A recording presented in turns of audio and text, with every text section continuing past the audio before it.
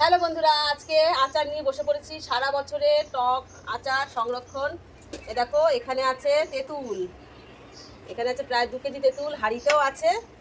আর এই একটা দেখো, বাপের বাড়ি থেকে পাঠিয়েছে তেঁতুল, সবগুলো পাঠাইনি, এটা কেনা আর এটা হচ্ছে আমার বাপের বাড়ি তেঁতুল। তো এখন এগুলো আমি হাঁড়িতে তুলে নেবো, আর হাঁড়িতে রাখলে না খুব ভালো থাকে, সারা বছর এইভাবেই রাখি।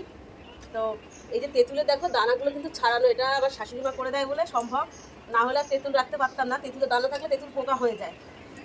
তো খুব ভালো করে রোদ্দুর দিয়েছি, রোদ্দুর দিয়ে শুকিয়ে নিচ্ছি, তাহলে আর নষ্ট হওয়ার কোনো সম্ভাবনাই নেই।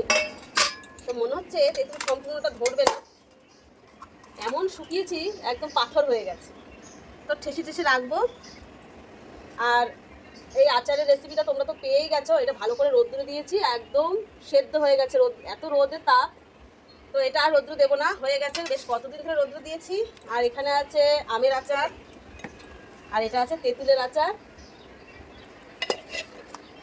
আর এটা আমার ভীষণ পছন্দের চালতার আচার, যেটা আমার মায়ের হাতে। তেঁতুলের আচারটা আমার মায়ের হাতের, আচারটা আমি বানাই না, তেল আচারটা বানাই, মিষ্টি আচারটা আমি বানাই না। এই দেখো চালতার আচার, এত দারুণ খেতে, কি বলবো, না খেলে তোমরা বুঝতেই পারবে না। মায়ের একটা আলাদা, মায়ের হাতের একটা আলাদা স্বাদ আছে।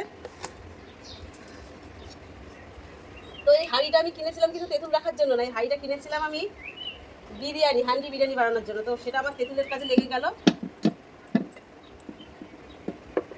তো এই সময় আচার বানিয়ে রাখলে সারা বছর বসে বসে খাওয়া যায়। তো ভিডিওটা এই পর্যন্ত, বাই।